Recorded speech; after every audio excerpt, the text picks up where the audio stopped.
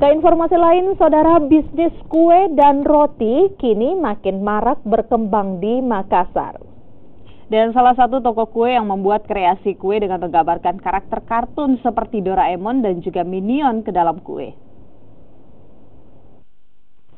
Salah satu toko kue di Makassar mengubah tampilan roti dan kue dengan bentuk yang unik dan cantik. Di toko kue ini memang sengaja membuat sejumlah karakter kue dan roti berbeda dengan roti biasanya. Salah satunya roti dengan bentuk mikrofon. Roti berbentuk mikrofon ini membutuhkan proses pembuatan selama 3 jam. Ada berbagai macam karakter, saya lihat itu. Ada Doraemon, ada SpongeBob, Mickey Mouse. Karena di sini kelebihannya itu custom cake. Dia bisa membuat berbagai macam karakter. Tidak hanya roti, beberapa kreasi pun juga dilakukan untuk kue. Berbagai gambar karakter kartun seperti Doraemon, Hello Kitty, dan juga The Minion dituangkan di atas kue.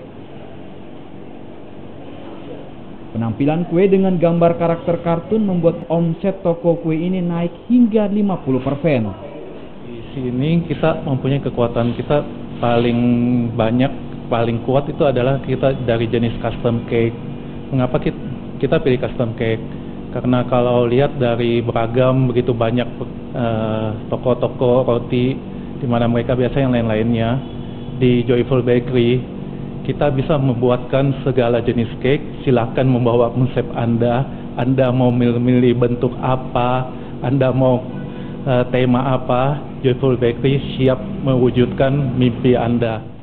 Untuk memenuhi permintaan para penikmat roti dan kue di Kota Makassar, toko kue ini akan membuat karakter perahu pinisi dan becak yang merupakan ciri khas Kota Makassar. Nah, bagi Anda pecinta kue dan roti di Kota Makassar, Anda boleh mencoba roti dan kue dengan karakter kartun. Rama Pratama, Kompas TV.